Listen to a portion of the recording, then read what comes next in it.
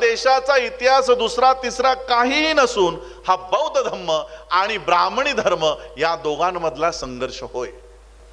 बाबासाहेब म्हणतात, आमचा लढा तुमच्या जमिनींसाठी नाही, आमचा लढा तुमच्या पैशांसाठी नाही, आम्ही लढतो, आम्ही झगडतो ते आत्मसन्मानासाठी, आणि ते आत्मसन्मान आम्हाला बुद्धाच्या धम्मात मिळणार आहे.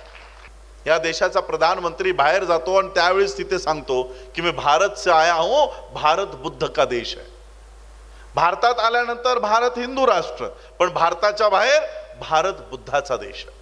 आणि म्हणून आता ज्यांनी बौद्ध धम्म स्वीकारलाय त्यांनी आणि जे आधीचेच बौद्ध आहेत त्यांच्यासाठी मी सांगू इच्छितो की जोपर्यंत ब्राह्मणी धर्माचा कर्मकांडाचा हा शेणाचा घोळा तोंडातून जोपर्यंत तुम्ही थुकणार नाही तोपर्यंत बुद्धाचा गोडवा तुमच्यापर्यंत पोहोचणार नाही. विश्ववंदनीय तथागत सम्यक संबुद्ध विश्वरत्न बोधिसत्व डॉक्टर बाबासाहेब आंबेडकर, चक्रवर्ती राजा सम्राट अशोक, महात्मा ज्योतिबा फुले,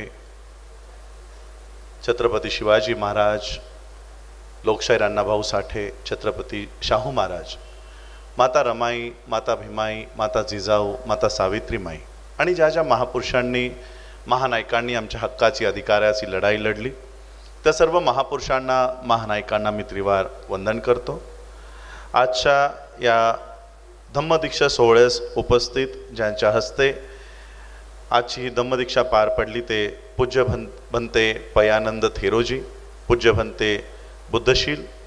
आजच्या या कार्यक्रमाचे प्रमुख वक्ते सुकुमार कांबळेजी, आजच्या कार्यक्रमाचे अध्यक्ष माननीय DS नरसिंगेजी, मंचावर उपस्थित सर्वच मान्यवर, स्वागत अध्यक्ष अनंतरावजी जगतकरजी, निमंत्रक चंद्रशेखर वडमारेजी, आमचे बुद्धिस्ट सोसायटी ऑफ इंडिया भारतीय बौद्ध महासभेचे महाराष्ट्र राज्य अध्यक्ष दिनेश हनुमंतेजी, वैभव दबडगेजी, आमचे मराठवाडा महासचिव किशोर चक्रेजी, मराठवाडा लातूर जिल्हा अध्यक्ष कुमार सोनकांबळेजी, महादेव वाघमेरेजी, डॉक्टर श्रीपती शिंदेजी, अरविंद आयवलेजी, मोतीराम कांबळेजी, राहुल सरवदेजी, मंचावर उपस्थित सर्वच मान्यवर आणि इथं उपस्थित असणाऱ्या सर्व माझ्या मातांना, बंधूंना आणि भगिनींना राजरत्न आंबेडकरचा मानाचा जय भीम.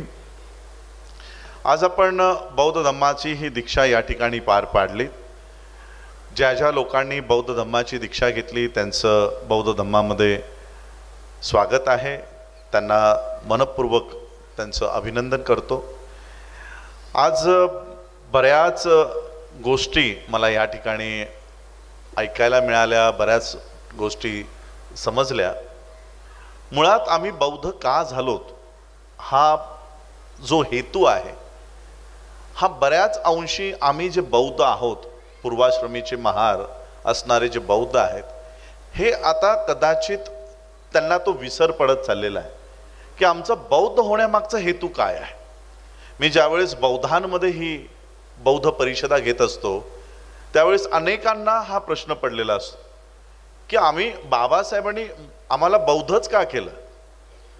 मी कारण आता माझ्याकडेही वेळ खूप कमी आहे, मला जालन्याला जाऊन औरंगाबादला जाऊन सकाळी 5ची फ्लाईट पकडून दिल्लीला जायचं आहे, त्यामुळे मी बऱ्याच समराईज वेमध्ये शॉर्टमध्ये सांगणार आहे. बाबासाहेब आंबेडकरांनी 1954 साली वर्ल्ड फेलोशिप ऑफ बुद्धिस्टच्या जागतिक बौद्ध परिषदेच्या मंचावरनं सांगितलं की आमचं बौद्ध होण्यामागचं कारण काय आहे. काय बुद्धाने केवळ अभिधम्मच दिला आहे, काय बुद्धाने केवळ विपश्यनाच सांगितलेली आहे, काय बुद्धाचा कोणताही बंधुतेचा संदेश नाही का, काय बुद्धाचा कोणताही नैतिकतेचा संदेश नाही का. आणि म्हणून बाबासाहेब आंबेडकरांनी जो बौद्ध धम्म स्वीकारला हा बुद्धाची नैतिक शिक्षण देणारा आणि भारतामध्ये बंधुत्व एस्टॅब्लिश करणारा, सोशल अँड मॉरल टीचिंग्सवर आधारित असणारा बुद्धिझम बाबासाहेबांनी भारतात इंट्रोड्यूस केला. तो बाबासाहेबांनी या भारतामध्ये आणला. पण आज आम्ही तो मूळ हेतू विसरत चाललेलो आहोत. आमच्या घरातले देवी देवता खंडोबा मरियाई ही बाहेर पडून आता तिथे बुद्धाची मूर्ती येत चाललेली आहे. एवढाच तो काही बदल आज आमच्यामध्ये दिसू लागलेला आहे. आणि म्हणून आम्ही कुठेतरी बाबासाहेब आंबेडकरांनी ज्या हेतूने आम्हाला बौद्ध केलंय तो कुठेतरी आम्ही विसरत चाललेलो आहोत. बाबासाहेब आंबेडकरांनी 1950 सालीच या देशाचं संविधान 1949ला निर्माण करून 50ला लागू झालंय आणि संविधानाचं पहिलं पान प्रिएम्बल ऑफ कॉन्स्टिट्यूशन काय सांगतो की आम्हाला या देशात काय अचीव करायचंय, आम्हाला या देशात काय साध्य करायचंय. Liberty, equality, justice and fraternity. समता, स्वातंत्र्यता, बंधुता, न्याय ज्या पद्धतीने आपण सांगितलं. मग बाबासाहेबांना हाही प्रश्न केला गेला की बाबासाहेब आंबेडकरांनी ही जी तत्व आहेत, ही जी फिलॉसॉफीज आहेत, ही फ्रेंच रिव्हॉल्युशन मधनं उचललीत. बाबासाहेबांनी त्यांच्याच भाषणात याचं स्पष्टीकरण दिलं की मूर्ख आहेत ती लोक जी लोक माझ्यावर असा आरोप करतात की मी ही जी तत्वज्ञान आहे ही फ्रान्समधनं, फ्रेंच रिव्हॉल्युशन मधनं घेतलीत. ही मी कोणत्याही फ्रेंच रिव्हॉल्युशन मधनं घेतली नाही, मी बुद्धाच्या शिकवणुकीतून ही तत्व या भारताच्या संविधानात टाकलेली आहे. माझा एक छोटासा प्रश्न आहे, जर 1950 सालीच बाबासाहेब आंबेडकरांनी भारताच्या देशाच्या संविधानात बुद्धाच्या जीवनातले हे तत्वज्ञान जर संविधानात अंगीकारलेले आहेत, मग 56ला नव्याने बौद्ध धम्म स्वीकारायची काय गरज आहे? बुद्धिझमचं हे काम जस्टिस, इक्वलिटी, लिबर्टी, फ्रॅटर्निटी हे एस्टॅब्लिश करण्याचं काम भारतीय संविधान करणारच आहे ना. मग बाबासाहेबांनी त्यांच्या पॉलिटिकल मुवमेंटकडे लक्ष द्यायला हवं होतं. उलट बाबासाहेब आंबेडकरांनी अशा प्रसंगी दीक्षा घेतली जी बौद्ध धम्मासाठी किंवा त्यांच्या बाबासाहेब आंबेडकरांच्या पॉलिटिकल मुवमेंटसाठी अनुकूल वेळ नव्हती. 4 महिन्यातच इलेक्शन्स होत्या आणि आज आपण बघतोय की हिंदूंची मतं मिळावी म्हणून आमची बौद्धांची लोक, आमची बौद्धांची नेते हे बुद्धाला झाकतायत की नाही आम्ही बौद्ध नाही, हिंदूंची मंदिरे उघडण्यासाठी आमची नेते जात आहेत. तर का? ते हिंदूंची मतं मिळावी म्हणून. बाबासाहेब आंबेडकरांनी असं केलंय का? 1957ला मार्च महिन्यामध्ये, जसं आज याच 2024चा प्रसंग, त्याच पद्धतीने 1957च्या इलेक्शन्स होत्या आणि 6 महिन्यापूर्वी बाबासाहेब डिक्लेअर करतात की मी आता हिंदू धर्माचा त्याग करणार आहे आणि मी बौद्ध धम्म स्वीकारणार आहे. बाबासाहेब आंबेडकरांचे राजकीय पार्टीतले कार्यकर्ते बाबासाहेबांकडे आले आणि त्यांना सांगितलं की बाबासाहेब जर तुम्ही हिंदू धर्माचा त्याग केलात तर इलेक्शन्स मध्ये हिंदूंची मतच मिळणार नाहीत आणि बौद्ध ज्या धम्माचा तुम्ही स्वीकार करायला जात आहात त्या धम्माची माणसंच भारतात नाहीत, त्यांची लोकसंख्याच भारतात नाही. मग एकीकडे हिंदूंचीही मतं मिळणार नाही, एकीकडे बौद्धांचीही मतं मिळणार नाही. अशा अवस्थेत 1957च्या इलेक्शन्स मध्ये आमचा पराभव होईल. तुम्ही आत्ताच धम्म स्वीकारू नका असं बाबासाहेबांचे राजकीय पार्टीतले कार्यकर्ते बाबासाहेबांपुढे विनंती करत होते. काय स्टँड होता माहितीये बाबासाहेबांचा? बाबासाहेबांनी काय भूमिका घेतली? बाबासाहेब म्हणाले तुमच्यापैकी माझ्यासोबत कोणी नाही आलं तरी चालेल, आम्ही दोघं पती आणि पत्नी जाऊन उद्या बौद्ध धम्माची दीक्षा आम्ही घेणार आहोत, तुमच्यापैकी कोणी नाही आलं तरी चालेल. आणि शेवटी 14 ऑक्टोबर 1956 रोजी बाबासाहेब आंबेडकरांनी बौद्ध धम्माची दीक्षा घेतली आणि मार्च 1957च्या इलेक्शन्सला बाबासाहेब आंबेडकर हयातच नव्हते. जर कार्यकर्त्यांच्या म्हणण्यानुसार बाबासाहेब आंबेडकरांनी ही धम्मदीक्षा लांबणीवर टाकली असती, 1 वर्ष पोस्टपोन केली असती, तर आज आमची लोक ही IAS, IPS, डॉक्टर, इंजिनियर झालेली दिसली नसती. ती मंदिराच्या बाहेर कुठेतरी पायऱ्यांवर बसलेली, कावड यात्रेमध्ये बसलेली, मरियाईच्या जत्रेमध्ये उभी राहिलेली दिसली असती. बाबासाहेबांनी का आम्हाला बौद्ध करून गेले? कारण मी बाबासाहेब आंबेडकरांचं एक कोटेशन सांगतो. बाबासाहेब आंबेडकर म्हणतात, history of India is nothing but battle between, moral conflict between Buddhism and Brahmanism. या देशाचा इतिहास दुसरा तिसरा काहीही नसून हा बौद्ध धम्म आणि ब्राह्मणी धर्म या दोघांमधला संघर्ष होय, दुसरं काही नाही. आज आपण म्हणतोय की मांग मातंग चांभार ढोर होलार. मी खरं तर ही माहिती कधी माझ्या कार्यकर्त्यांनाही दिली नाही, पण या मंचावरनं मी ही माहिती देऊ इच्छितो. माझी सहचारिणी, माझी पत्नी ही स्वतः होलार समाजाची आहे. त्यामुळे आम्ही कधीही बौद्ध, जो खरा बौद्ध आहे, तो समोरच्याची कधीही जात बघत नाही. आणि जो बौद्ध होऊन तुमच्या जाती विचारतोय तो बौद्ध नाही, त्याचा बौद्ध धम्माशी काडीचाही संबंध नाही.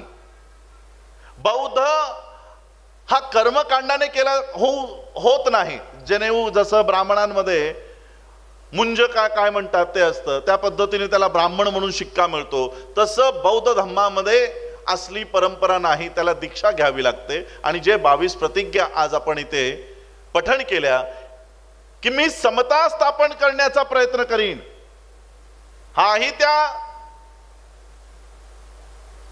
या प्रतिज्ञेचा एक भाग आहे. आज आम्ही लोक एकत्रित का येत नाही आहोत? मांग मातंग, बाबासाहेबांनी हु वेर महार्स नावाचा एसे लिहिलेला आहे की महार पूर्वी कोण होते. बाबासाहेबांनी या नावाला झिडकारलंय, बाबासाहेबांनी हे नावच झिडकारलेलं आहे. बाबासाहेब म्हणतात महार नाव तर श्रुतींमध्ये नाही, मनुस्मृतीमध्ये नाही, वेदांमध्ये नाही, कुठंही नाही, हे नावच अस्तित्वात नाही. मग जर हे नावच अस्तित्वात नाही, मग आम्ही आहोत कोण? हे महार आहेत कोण? हे कुठून आलं नाव? आणि मग बाबासाहेबांनी आम्हाला आमचा इतिहास सांगून दिला की आम्ही हे महार वगैरे नाही, आम्ही नाग लोक होतो, नागाचे वंशज होतो. आणि म्हणून बाबासाहेबांनी दीक्षा घेत असताना नाग नदीच्या किनारी नागपूर या ठिकाणी बौद्ध धम्माची दीक्षा घेतली. का? तर आम्ही महार नाही, आम्ही मातंग नाही, आम्ही चांभार नाही, आम्ही ढोर नाही, तर या बुद्धाचं रक्षण करणारे, या ब्राह्मणी धर्मापासून रक्षण करणारे आम्ही सगळे नाग लोक होतो. आमची मूळ ओळख बाबासाहेबांनी आम्हाला दिलेली आहे. आणि म्हणून आज आम्हाला या जाती जातीमध्ये का विभागून ठेवलं जातं की हा महाराचा, हा मांगाचा? कारण त्यांना ब्राह्मणी व्यवस्थेला हे माहित आहे. हजारो लाखो महार मातंग सोडा, केवळ 500च नाग लोक जर एकत्रित आले, या देशात केवळ 500 नाग जर एकत्र आले तर ते काय करू शकतात याचं जिवंत उदाहरण भीमा कोरेगाव नदीच्या किनारी त्या भीमा कोरेगाव स्तंभाच्या नावावर वाचून तुम्ही बघू शकता. कुणाच्याही नावापुढे महार हा शब्द नाही. बाबासाहेब आंबेडकरांच्या वडिलांच्या नावासमोर महार शब्द नाही, त्यांच्या आजोबांसमोर, त्यांच्या नावासमोर महार शब्द नाही. माझ्याकडे सगळ्यांचे रेकॉर्ड आहेत. वडिलांचं नाव रामनाक मालनाक. आणि म्हणून आम्हाला ह्या जाती, ह्या शिव्या, किंवा असं समजा ही कोड लँग्वेज आहे. महार या 2 शब्दांचा अर्थ आहे, या 2 शब्दांना एकत्रित केलेला हा शब्द आहे. महा प्लस आरी, पालीमध्ये आरी म्हणजे दुश्मन, महान, सर्वोत्तम, सगळ्यात मोठा दुश्मन, ब्राह्मणी व्यवस्थेचा सगळ्यात मोठा दुश्मन. हे ब्राह्मणाला माहिती आहे की आम्ही कोण आहोत, पण आम्हालाच माहित नाही आम्ही कोण आहोत. आणि म्हणून बाबासाहेब आंबेडकरांनी आम्हाला आमचा इतिहास सांगितला, आम्हाला बौद्ध धम्माची दीक्षा दिली. ही दीक्षा देत असताना आम्हाला कसलंही व्यवस्था की एका रात्रीत आम्ही बौद्ध झालो तर आमच्या मोठमोठ्या एज्युकेशन इन्स्टिट्यूट्स उभ्या राहतील असं काही नव्हतं. अनेक धर्मातल्या लोकांनी बाबासाहेबांना पैसे देऊ केले होते, जमिनी देऊ केल्या होत्या, सोन्याच्या रथातून बाबासाहेबांची मिरवणूक काढली होती की आमचा धर्म स्वीकारा, इस्लाम स्वीकारा, ख्रिश्चन धर्म स्वीकारा, शीख धर्म स्वीकारा. एवढं सगळं असतानाही बाबासाहेबांनी हे प्रस्थापित धर्म नाही स्वीकारले. का? तिथं गेल्यानंतरही पसमानदा मुसलमान, कुरेशी मुसलमान, सिया, सुन्नी, म्हणजे तिथे गेल्यानंतर ही जात काय संपणार नाही. सिखांमध्ये गेल्यानंतर रविदासिया सिख, मजहबी सिख, ख्रिश्चनांमध्ये गेल्यानंतर दलित ख्रिश्चन, प्रोटेस्टंट्स, कॅथलिक, तिथंही जाती व्यवस्था आहे. आणि बाबासाहेबांनी असा धर्म स्वीकारला ज्या धर्माकडे देण्यासाठी काही नव्हतं. कोणी बाबासाहेबांना बौद्ध धर्म स्वीकारा म्हणून जमिनी देऊ केल्या नाही, कुणी सोन्याच्या रथातून मिरवणूक काढायचं कबूल केलं नाही, कुणी पैसे द्यायचं कबूल केलं नाही. आणि मग बाबासाहेबांनी हा धर्म का स्वीकारला याचं उत्तर 15 ऑक्टोबरला दिलं. बाबासाहेब म्हणतात आमचा लढा तुमच्या जमिनींसाठी नाही, आमचा लढा तुमच्या पैशांसाठी नाही, आम्ही लढतो, आम्ही झगडतो ते आत्मसन्मानासाठी, आणि ते आत्मसन्मान आम्हाला बुद्धाच्या धम्मात मिळणार आहे. 1956 ते 2024, अजून 2056ही आलं नाही, 100 वर्षही झालेली नाहीत. आमची ही हार्डली दुसरी पिढी असेल, बौद्ध धम्मामधली आमची ही दुसरी पिढी आहे. पण या धम्माच्या माध्यमातनं काय प्रगती झाली? आमचं धम्म स्वीकारल्यानंतर कुडाच्या घराचं लगेच एका रात्रीत महालात परिवर्तन नाही झालं.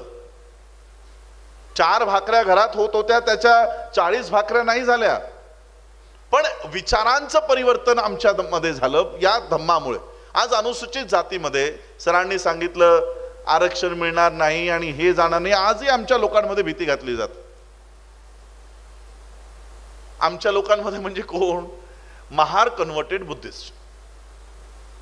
आज सगळ्यात मोठा प्रश्न महार कन्व्हर्टेड बुद्धिस्ट लोकांचा काय असतो? जात लिहायची की नाही. हा कुणाचा प्रश्न आहे? बौद्धांचा. या लोकांनी इतरांना सांगायला हवं की जात लिहू नका. तो स्वतः विचारतोय जात लिहायची की नाही लिहायची. म्हणजे विचार करा आज आम्ही कोणत्या दिशेने पावलं टाकत आहोत. बाबासाहेब आंबेडकरांचं 15 ऑक्टोबर 1956चं भाषण आज आमच्या बौद्धांपर्यंत पोहोचलेलं नाही. आज आम्हा लोकांना भीती घातली जाते की महार लिहिलं नाही तर तुमच्या मुलांना स्कॉलरशिप्स मिळणार नाही, नोकऱ्या मिळणार नाही. हेच बाबासाहेब काय म्हणतायत 15 ऑक्टोबरला? की आरक्षण जास्त काळ टिकणार नाहीये, हे जास्त काळ टिकणार नाही, स्कॉलरशिप्स जास्त काळ टिकणार नाही, नोकऱ्या जास्त काळ टिकणार नाही, सूर्य चंद्र असेपर्यंत हे आरक्षण तुम्हाला मिळणार नाहीये, हे आरक्षण जास्त काळ टिकणार नाही. आणि आता आपण या इलेक्शनच्या पूर्वी बाता ऐकल्या 400 पार जायचंय म्हणे आम्हाला. का? तर संविधान बदलायचंय. संविधान बदलण्यासाठी यांना संसदेत जायचं होतं. तेवढ्या सीटा त्यांना मिळाल्या नाही म्हणून. परंतु तरीही त्यांनी पब्लिक सेक्टर पूर्णपणे विकून टाकलेले आहेत. पब्लिक सेक्टर विकल्या म्हणजे पब्लिक सर्व्हिसेस बंद आहेत. स्कॉलरशिप्स मागच्या 7 वर्षापासून मिळत नाही आहेत. आता त्या स्कॉलरशिप्सच राहिल्या नाही, त्यासाठी आम्हाला महार व्हायचं. आणि बाबासाहेब काय म्हणतायत की एखादा पती जर जगणारच नसेल तर त्याच्या नावचं मंगळसूत्र आम्ही का घालावं? याचा अर्थ काय? की हे आरक्षण जर तुम्हाला चंद्र सूर्य असेपर्यंत मिळणारच नसेल तर त्या महार नावाचं ताई, त्या महार नावाचं मंगळसूत्र आम्ही गळ्यात का घालावं? आणि काय सांगतायत बाबासाहेब की आता घरातल्या घरात खूप झालं, भारतात आता खूप झालं, आता भारताच्या बाहेर जाऊन दाखवा. आता भारताच्या बाहेर महारांचे असे किती देश आहेत? आहेत का? 2-4 देश तरी, कमीत कमी श्रीलंका, सिंगापूर, मलेशिया. बाबासाहेब तुम्हाला बौद्ध का करतायत? कारण बाबासाहेबांना हे माहित आहे की या देशाचं संविधान एक ना एक दिवस निष्क्रिय केलं जाईल. आणि त्यावेळेस माझ्या लोकांचं काय होईल? ज्या लोकांना मी मागच्या 2500 वर्षाच्या मनुस्मृतीच्या गुलामगिरीतून मी त्यांना बाहेर काढलंय, यांना पुन्हा त्या मनुस्मृतीमध्ये ही ब्राह्मणी व्यवस्था ढकलून टाकेल. अशा वेळेत मी त्यावेळेस तिथे नसीन, मग माझ्या लोकांचं रक्षण कोण करेल? या देशाचंही संविधान अस्तित्वात नसेल तर माझ्या लोकांची लढाई कोण लढेल? म्हणून बाबासाहेब जाता जाता तुम्हाला बौद्ध धम्म का देऊन गेले? जर या देशाचं संविधान तुमची रक्षा करू शकलं नाही तर त्या बुद्धाच्या पाठीशी, त्या बुद्धाच्या मागे जा. हा बुद्ध तुमच्या पाठीशी उभा राहील आणि जगामध्ये तुमचा आवाज हा बुलंद करायचं काम करेल. ही मोठी कल्पना बाबासाहेबांची होती. आमचा हेतू, बाबासाहेबांनी तेच सांगितलं की जगामध्ये बौद्ध म्हणून जा. महार मातंग सांभार ढोर म्हणून जर आपण गेलो तर आम्हाला भारताच्या बाहेरही कोणी किंमत देणार नाही. आणि म्हणून बौद्ध म्हणून आज जर आपण गेलो, विचार करा, जी ब्राह्मणी व्यवस्था या बुद्धाला मागच्या 2500 वर्षापासून संपवण्याचं काम करते, आज त्यांनाच स्वतःला बौद्ध सांगायची वेळ येते. या देशाचा प्रधानमंत्री बाहेर जातो आणि त्यावेळेस तिथे सांगतो की मी भारत से आया हूं, भारत बुद्ध का देश है. भारतात आल्यानंतर भारत हिंदू राष्ट्र, पण भारताच्या बाहेर भारत बुद्धाचा देश. नीता अंबानीचा आपण व्हिडिओ बघितला.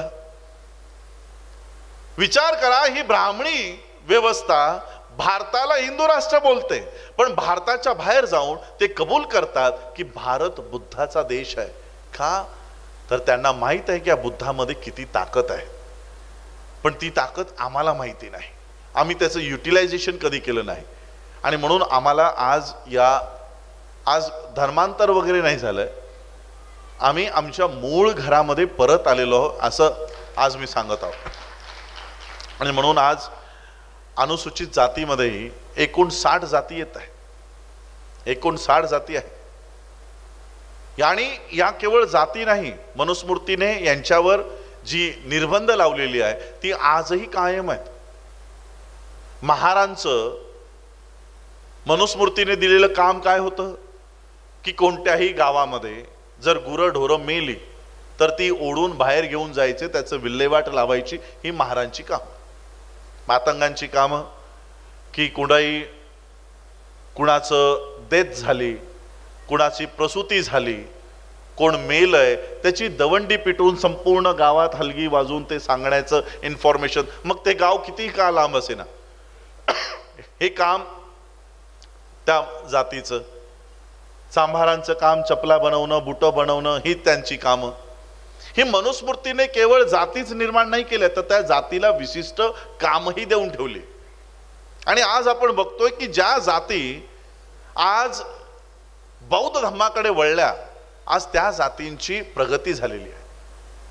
आज महाराष्ट्रामध्ये 59 जातींची ही अनुसूचित जाती आहे. आणि मग त्या 59 जातीमधनं काही विशिष्ट जातींची प्रगती झालेली का दिसते? आरक्षण तर संपूर्ण 59 कास्टला आहे, संपूर्ण 59 कास्टला ते आरक्षण लागू आहे. मग काही विशिष्ट जाती प्रगती करताना का दिसतात? तर त्यांची खरी प्रगती ही आरक्षणामुळे झाली नाही, त्यांची खरी प्रगती झाली तर बुद्धाचा धम्म स्वीकारल्यामुळे विचारांची परिवर्तन झालं आणि आज ते प्रगतीपथावर गेले. आणि म्हणून मी आज तुम्हा सगळ्यांना, तुम्ही जे हे काम करत आहात, आज बौद्ध धम्म केवळ बौद्धांनाच सांगितलं तर अख्खं पिढ्या जातील, पण भारत बौद्धमय होणार नाही. आणि म्हणून हा धम्म आज इतर जातींपर्यंत, कमीत कमी आपण ओबीसींचं आपण म्हणतोय की ओबीसी पण बौद्ध धम्माकडे आला पाहिजे. आधी अनुसूचित जातीला पण तरी बौद्धमय करूया. अजून आम्ही अनुसूचित जाती जोडलेली नाही, आम्ही ओबीसींना जोडायचं बाता करतो आहोत. आणि म्हणून आम्ही आधी आपलं घर आपण नीट केलं पाहिजे. आपण जितक्या काळ या जातीमध्ये विभागून राहू, जातींमध्ये विभागून राहू, तितक्या काळ आपण स्वतंत्र होऊ शकणार नाही. स्वतंत्र म्हणजे काय? Liberation of mind, cultivation of mind should be the ultimate aim of human existence. Babasaheb म्हणतात मेंदूचं स्वातंत्र्य, बुद्धीचं स्वातंत्र्य हे मनुष्याचं, मानव जातीचं हे अल्टिमेट गोल असलं पाहिजे. आणि म्हणून जोपर्यंत या जातीच्या रकान्यात आपण आहोत तोपर्यंत आपण या एक्झिस्टन्सला, ह्युमन लिबरेशन माइंडला आपण लिबरेट करू शकणार नाही. मी फक्त एवढंच सांगू इच्छितो की आज बुद्धाचा धम्म तुम्ही स्वीकारता, या चाली रीती ज्या आज आपण अंगीकारलेल्या आहेत त्याही सोडल्या पाहिजे. केवळ मातंगच नाही, महारांमध्येही अजूनही त्या प्रथा सुरू असलेल्या आम्हाला दिसतात. मी एक उदाहरण देऊ इच्छितो. आमच्या वैभवने एक सुंदरसं गोष्ट मला सांगितली. शेण तर आपल्या सगळ्यांना माहीत आहे. शेणावर काही माश्या बसलेल्या असतात. त्या माशांचा जन्मच त्या शेणावरचा. त्यांचं जीवन, राहणीमान म्हणजे तेच शेण खायचं, त्याच्यावरच बसायचं आणि त्याच्यावरच झोपायचं, एवढंच त्यांचं जीवन. त्या शेणाला सोडून ते कधीही कुठे गेले नाहीत. त्यांचं विश्व म्हणजे तेच शेण. काही माश्या तिथून उडत जात असतात. ते बघतात ह्या माश्या तर आमच्याच माश्या दिसत आहेत. त्या खाली येतात, त्या शेणाजवळ येतात आणि म्हणतात की तुम्ही हे घाणेरडे शेण का खाता? आम्ही ज्या बागेमध्ये राहतो त्या बागेमध्ये चांगली चांगली फळं आहेत, चांगली चांगली फुलं आहेत. तुम्ही त्या फळांचा रस प्या, त्या फुलांचा रस प्या. हे शेण खायचं सोडा. त्या माशा म्हणतात आम्ही तर कधी अशी बाग ऐकली नाही, बघितली नाही, आम्ही काय आमचं शेण सोडणार नाही. त्या माशा म्हणतात अरे खरंच बाग आहे. पण त्या शेणावरच्या माशांपैकी 2 माशा विचार करतात आता हे एवढं बोलतायत तर आपण बघून तरी येऊ, काय बाग असते, काय फुलं असतात, काय फळं असतात, आपण बघून तरी येऊ. म्हणून मग त्या बाकीच्या माशांसोबत या 2 माशा ओढून त्या बागेत येतात. बागेत येऊन बघतात तर काय सगळीकडे फळं लागलीत, फुलं लागलीत. ते फळांचा रस पितात, फुलांचा रस पितात. पोट भरून झाल्यानंतर त्यांना शेणावरच्या माशांची आठवण होते की आमची बांधवं तिथेच राहिलीत, त्यांना घेऊन येऊया. म्हणून ते उडत उडत पुन्हा शेणावर येतात, त्यांना माहिती देतात आणि सांगतात अरे खरंच तिथे फळं आहेत, खरंच फुलं आहेत. आता शेणावरच्या माशांना वाटतं की ही दोघं तर आपलीच आहेत, बोलतायत म्हणजे खरंच असेल. पण तरी त्यांच्या मनामध्ये शंका असते. तिथं गेल्यानंतर कुणी आपल्याला अडवलं तर, तिथे गेल्यानंतर कुणी आपल्याला येऊ दिलं नाही तर, फळच संपली तर, आरक्षण गेलं तर, नोकरी मिळाली नाही तर, स्कॉलरशिप मिळाली नाही तर, जसं आमच्या मनामध्ये शंका असते तशी त्या माशांच्या मनामध्ये शंका येते. मग ते विचार करतात ही दोघं तर आपलीच आहेत, ही काय खोटं बोलत नसते, आपण जाऊ. पण एक काम करू, तिथे गेल्यानंतर समजा उपासमारीची वेळ येत असेल आपल्यावर तर आपण एक काम करू, थोडं थोडं शेण सोबत घेऊनच जाऊ, शिदोरी. म्हणून त्या सगळ्या माशा काय विचार करतात की एक एक शेणाचा गोळा तोंडामध्ये कोंबून मग आपण जाऊ. मग त्या प्रत्येक माशी शेणाचा एक एक गोळा आपल्या तोंडामध्ये कोंबते आणि त्या बागेच्या दिशेने उडतात. त्या 2 माशांना काही माहिती नाही. त्या 2 माशा त्या सगळ्या माशांना घेऊन बागेत येतात. त्या माशा फळं बघितल्यानंतर, फुलं बघितल्यानंतर कसलाही विचार न करतात त्या फळांवर तुटून पडतात, त्याचा रस प्यायला लागतात, मध प्यायला लागतात. आणि जसाही तो मध तोंडातून पोटात जातो त्यांना घाणेरडी चव लागते. म्हणजे शी किती घाणेरडं मध आहे, त्यापेक्षा आमचं शेण चांगलं होतं. त्या 2 माशा म्हणतात आम्हाला तर चांगलं लागतं, यांना का घाण लागते. त्यामुळे एक काम करा, दुसऱ्या फळावर बसा. ते दुसऱ्या फळाचा रस पितात, पुन्हा त्यांना घाण चव लागते. त्या 2 माशांपैकी एका माशीच्या मनात शंका येते काय चाललंय ते. ती पुढे येते, बाकीच्या माशांना म्हणते जरा आपली तोंड उघडा. जसं तोंड उघडतात आतमध्ये शेणाचा गोळा तसाच असतो. आमचंही तसंच झालंय. बाबासाहेब आंबेडकरांनी आम्हाला या मधाने, फळाने, फुलाने भरलेल्या या बुद्धाच्या बागेत आम्हाला घेऊन आलेत. पण या बुद्धाच्या बागेत येत असताना आम्ही काय केलं, ब्राह्मणी धर्माचा शेणाचा गोळा आम्ही आमच्या तोंडात तसाच ठेवला. तो शेणाचा गोळा तोंडात तसाच असल्यामुळे आम्हाला बुद्धाचा गोडवा आमच्यापर्यंत पोहोचतच नाही. आणि म्हणून आता ज्यांनी बौद्ध धर्म स्वीकारलाय त्यांनी आणि जे आधीचेच बौद्ध आहेत त्यांच्यासाठी मी सांगू इच्छितो की जोपर्यंत ब्राह्मणी धर्माचा कर्मकांडाचा हा शेणाचा घोळा तोंडातून जोपर्यंत तुम्ही थुकणार नाही तोपर्यंत बुद्धाचा गोडवा तुमच्यापर्यंत पोहोचणार नाही. आणि म्हणून हे कर्मकांड, देवी देवता, मर्याई, खंडोबा हे सगळं आधी तोंडातून थुकलं पाहिजे. आणि हे बाहेर ठेवून बघा या बुद्धाकडे या. हा बुद्ध आज पिढ्यानपिढ्या त्या ती फळं आणि फुलं पुरतील एवढं बागेमध्ये आहे. बाबासाहेब आंबेडकर जाता जाता 14 ऑक्टोबर 1956 आम्हाला काय देऊन गेलेत माहित आहे. आज या पृथ्वीवर, या पूर्ण भूतलावर 138 देश आहेत जे केवळ बुद्धाचे आहेत, जे बौद्ध धर्म फॉलो करतात. 138 देश, 138 देशांसोबत बाबासाहेब आम्हाला जोडून गेलेले आहेत. पण तिथे जाण्यासाठी दलित म्हणून जाता येत नाही, महार म्हणून जाता येत नाही, मांग म्हणून जाता येत नाही. तिथे जायचं असेल तर बौद्ध म्हणून जाता येतं. महार, मातंग, चांभार, ढोर हे जे शिव्या आम्हाला दिलेल्या आहेत या जाती आपल्याला सोडून बौद्ध म्हणून आपली ओळख निर्माण केली पाहिजे. बघा 138 देश पायघड्या घालून तुमचं स्वागताला उभे राहतील एवढी मोठी ताकद बाबासाहेब जाता जाता आम्हाला देऊन गेलेल्या आहेत. आणि म्हणून मी ते वाक्य बाबासाहेबांचं सांगितलं, history of India is nothing but battle between Buddhism and Brahmanism. या बौद्ध धम्माची लढाई बाबासाहेब जिंकून आमच्या हातात जिंकलेली लढाई देऊन गेलेले आहेत. 138 देशांचं आज आम्हाला सपोर्ट आहे, पण तिथे आम्ही जातच नाही आहोत. जातंय कोण? मी माझे स्पीचेस बौद्धांमध्ये तर लोक ऐकतात, पण आज तुम्ही लोक तुमच्या मोबाईलवर गुगल असेल, आय एम बुद्धा नावाचं एक फाउंडेशन तयार झालेलं आहे. या जसं तुम्ही TBM सांगत होता, त्रिरत्न बौद्ध महासभा, भारतीय बौद्ध महासभा आपसात भांडत आहेत. दोघंही बौद्धांच्या संस्था आहेत. आमची भांडणं आपसात आहेत. तू अध्यक्ष का मी अध्यक्ष, खुर्चीसाठी आम्ही भांडतोय. आणि जगामध्ये जाऊन ओरडून ओरडून कोण सांगतंय की मी बौद्ध आहे, मी बौद्ध आहे? गुगल करा एकदा, आणि त्यांची कार्यक्रमाची लिस्ट आहे. नेदरलँड, फ्रान्स, UK सगळ्या देशांमध्ये त्यांचे बौद्ध परिषदा सुरू आहेत. आणि जगाला ओरडून ओरडून सांगतात की आम्ही बौद्ध आहोत, आय एम बुद्धा. कोण आहेत? पल्लवी जोशी आणि विवेक अग्निहोत्री, ज्यांचा बौद्ध धम्माशी काडीचाही संबंध नाही. ते जगामध्ये स्वतःला बौद्ध करतायत. आणि आम्ही जे मूळ बौद्ध आहोत ते मात्र महार, मातंग, चांभार, ढोर या जातींमध्ये विखुरलेले आहेत. ते जगाच्या पटलावर जाऊन स्वतःचे अधिकारही मागायला तयार नाही. आणि म्हणून आम्हा लोकांना येणाऱ्या काळामध्ये केवळ दीक्षा घेऊन चालणार नाही.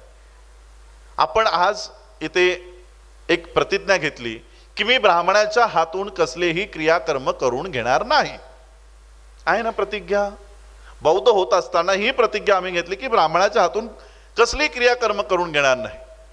मग जर ब्राह्मणाच्या हातून क्रियाकर्म करून घेणार नाही, मग त्या ब्राह्मणांच्याच व्यवस्थेचे शिक्षण तरी आम्ही आमच्या मुलांना का द्यावं? आज मुलं आमची शिकतायत काय? गुरु ब्रह्मा, गुरु विष्णू, गुरुदेव महेश्वरा. महाराष्ट्रात आता मनुस्मृती शिकवली जाणार आहे. आणि म्हणून आज जी लोक बौद्ध झालीत, या बौद्धांचं एक कर्तव्य असलं पाहिजे की आमची शैक्षणिक व्यवस्था, आमची अर्थव्यवस्था ही स्वतंत्र असली पाहिजे. कुणाच्याही ती दबावाच्या खाली असता कामा नये. आणि म्हणून आम्हा लोकांचं काम केवळ दीक्षा घेतलं आणि आज आमचं काम संपलं असं नाही. आज जर आमची दीक्षा झाली तर येणाऱ्या 10 वर्षामध्ये या महाराष्ट्रात बौद्धांची स्वतंत्र विश्वविद्यालय तयार झाली पाहिजेत. आणि आमची मुलं ही बौद्ध संस्कृतीच्या शाळांमध्ये, कॉलेजेसमध्ये गेली पाहिजेत. अशी व्यवस्था करणंही आमचं कर्तव्य असलं पाहिजे. अन्यथा बाबासाहेबांनी सांगितलं, only Diksha is not sufficient. केवळ दीक्षा घेऊन काही होणार नाही. अन्यथा ही लोक पुन्हा स्लिप आउट होतील आणि हिंदू धर्मात निघून जातील, पुन्हा हिंदू धर्मात निघून जातील. यांना बौद्ध म्हणून जर तुम्हाला धरून ठेवायचं असेल तर ती मेकॅनिझम उभं करणं गरजेचं आहे. काय मेकॅनिझम? आमची शैक्षणिक व्यवस्था, आमची मीडिया, आमची अर्थव्यवस्था. आणि त्या अर्थव्यवस्थेवर मी काम केलेलं आहे. आम्ही मागच्या 2 वर्षामध्ये, मला वाटतं 6 जूनलाच, याच महिन्यामध्ये 2-4 दिवसापूर्वी आमचं रजिस्ट्रेशन लेटर आलेलं आहे. आज एवढा मोठा वर्ग अनुसूचित जातीचा, जो सगळ्यात मोठा सरकारी कर्मचारी आहे, IAS आहे, IPS आहे, इंजिनियर आहे, हा सकाळी 8 वाजता घर सोडतो, संध्याकाळी 5-7 वाजता घरी येतो आणि दिवसभर सरकारची नोकरी करून महिन्याअंती जो पगार मिळतो तो सरकारच्या बँकेत ठेवतो. आणि सरकार पैसे उचलून अडाणी अंबानीला त्यांचे रस्ते बनवण्यासाठी, त्यांचे एअरपोर्ट बनवण्यासाठी, त्यांचे वॉटर पोर्ट्स बनवण्यासाठी संपूर्ण देशात यांना पैसे देतात. पैसे आम्ही कमवतोय आणि फुकटमध्ये अडाणीला मिळतात. तुम्ही गुगल करा कधी, अडाणी लोन वेव ऑफ. फक्त स्टेट बँक ऑफ इंडियाने अडाणीचे 35,60,000 करोड रुपये माफ केलेले आहेत. कुणाच्या खिशातले आहेत? आमच्या खिशात. का तर आम्ही आमची स्वतंत्र अर्थव्यवस्था तयार केली नाही. कुणी? ज्या बाबासाहेब आंबेडकरांच्या प्रॉब्लेम ऑफ थिसिस नावाच्या ग्रंथावर, त्यांच्या थिसिसवर, PhDच्या थिसिसवर RBIची निर्मिती झाली आणि त्या RBI मुळे संपूर्ण बँकिंग सेक्टर उभं राहिलं. त्या लोकांची एकही नॅशनलाइज बँक नाही. ज्या बाबासाहेबांनी या देशाला अर्थनीती दिली, त्या लोकांची एकही अर्थव्यवस्था नाही. आणि म्हणून आम्ही ते काम केलं की आम्ही पैसे तर कमवत आहोत, आम्ही मेहनत तर करत आहोत, पण पैसे दुसऱ्याच्या खात्यामध्ये ठेवत आहोत. आमचे पैसे उचलून अडाणी अंबानीला दिले जात आहेत. आणि म्हणून आमची स्वतंत्र बँक असणं गरजेचं आहे. यासाठी मागच्या 2 वर्षात संपूर्ण भारतामध्ये हा विचार लोकांपर्यंत दिला आणि आज त्या बँकेचं रजिस्ट्रेशन झालं. Doctor Bhimrao Ramji Ambedkar multi state cooperative बँकेचं निर्मिती झाली. आणि म्हणून मी सांगणार आहे, माझ्या मातंग बांधवांनाही सांगणार आहे आणि मी एक विनंती करणार आहे, ही माझी पर्सनल विनंती राहणार आहे, ज्यांनी ज्यांनी बौद्ध धम्माची दीक्षा घेतली, आज याच दीक्षा घेत असताना आम्ही एक अजून प्रतिज्ञा घेतली की आज माझा नवा जन्म होत आहे. आता इथे बसलेली लोक, कुणीतरी मला सांगा, तुम्हाला पूर्वीचा जन्म आठवतो का?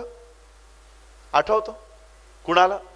बाबासाहेबांनी ही प्रतिज्ञा का दिली असेल की आज माझा नवा जन्म होत आहे असे मी मानतो. का तर पूर्वीच्या जन्मात मी कोण होतो मला आता त्याच्याशी काहीही देणं घेणं नाही. म्हणून यापुढं ज्यांनी ज्यांनी बौद्ध धम्माची दीक्षा घेतलेली आहे, हे बोलणं टाळा की हा मातंगातनं बौद्ध झाला, हा होलारातनं बौद्ध झाला. हे बोलणं टाळा आणि केवळ त्याचा उल्लेख बौद्ध म्हणून करा. तो कोणत्या जातीतला बौद्ध आहे आम्हाला त्याच्याशी काही देणं घेणं नाही.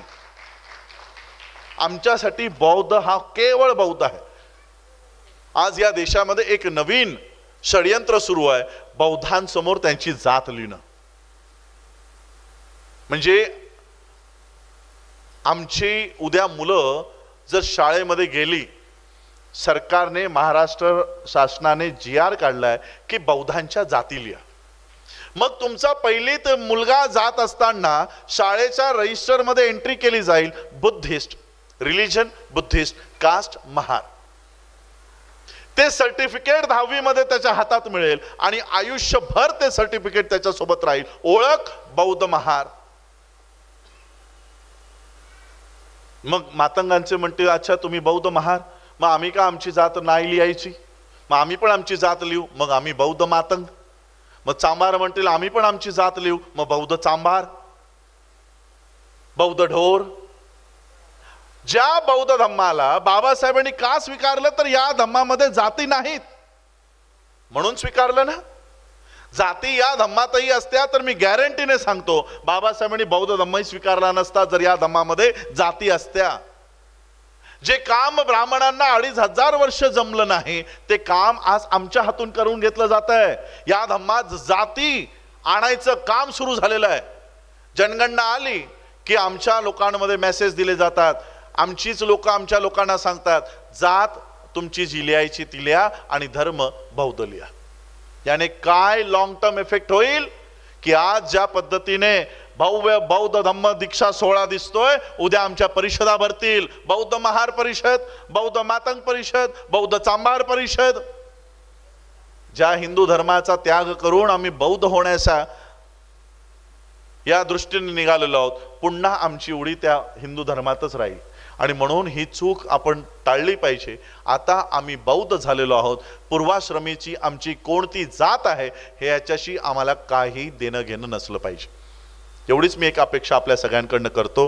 आणि आज आपण सगळे बौद्ध म्हणून या ठिकाणी स्वतःची ओळख आपण निर्माण केलेली आहे, त्याबद्दल मी आपल्या सगळ्यांचे कौतुक करतो. आणि येणाऱ्या काळात बौद्धांची स्वतंत्र व्यवस्था आम्हाला कशी उभी करता येईल यापुढे, कारण आम्ही एक 60 एकर जमीन नागपूरच्या कामठी रोडला प्राप्त केली, त्याच्यावर आम्ही वर्ल्ड बुद्धिस्ट युनिव्हर्सिटी तयार करत आहोत आणि एक अशी व्यवस्था तयार करत आहोत की आज जी मुलं मनुस्मृती शिकवली जात आहेत याच्या मागचं रहस्य काय?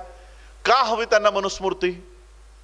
मनुस्मृती तुम्ही मुलांमध्ये का शिकवणार आहात? कारण ती मुलं जर शिकल्यानंतर तीच वर्ण व्यवस्था ते फॉलो करतील आणि रुजवण्याचं काम ती मुलं करतील. त्यासाठी मनुस्मृती तुमच्यापर्यंत पोहोचवली जात आहे.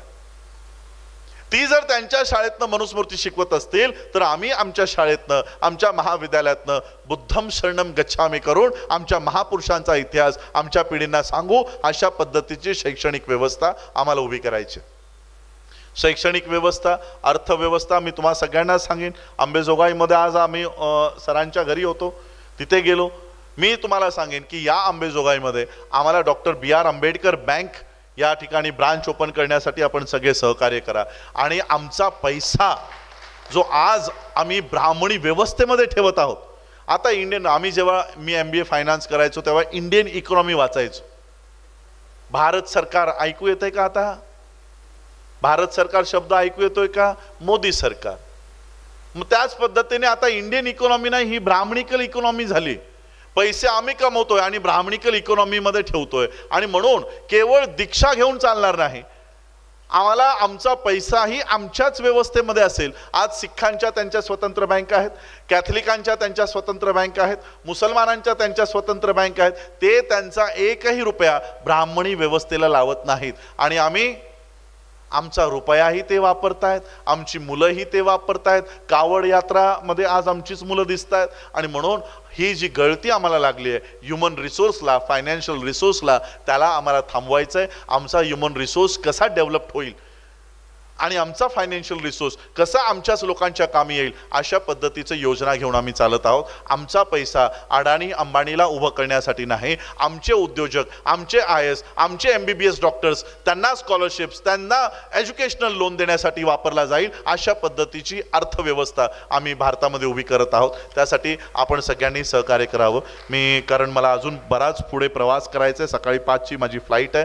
त्या कारणानं मी माझं भाषण आवर्त घेतो. आपण सगळ्यांनी एक चांगला सोहळा या ठिकाणी पार पडला, त्याला सामोरं जाण्यासाठी आपण मला संधी दिली, त्याबद्दल मी आयोजकांचे मनापासून आभार व्यक्त करतो. आणि खूप मोठे आभार मी GS दादा कांबळे दिवंगत यांचं मी मानतो की त्यांनी जे रोप लावलं होतं आज ते वटवृक्षामध्ये रूपांतरित होत आहे. आणि त्यांची ही जी चळवळ आहे, बौद्ध धम्माची दीक्षाची चळवळ आहे, ती अशाच पद्धतीने संपूर्ण महाराष्ट्रभर आणि कालांतरानं संपूर्ण भारतभर आणि बाबासाहेब आंबेडकरांचं विजन की मी भारत बौद्धमय करीन, ते पूर्ण करण्याच्या दृष्टिकोनातून आपण सगळे कामाला लागूया, अशीच अपेक्षा आणि हेतू मी आपण सगळ्यांनी पूर्ण करूया, असं मी आयोजकांच्या माध्यमातून आपल्या सगळ्यांना विनंती करतो. आज मी या ठिकाणी आपण मला पाचारण केलं त्याबद्दल आपल्या सगळ्यांचे आभार व्यक्त करतो आणि थांबतो.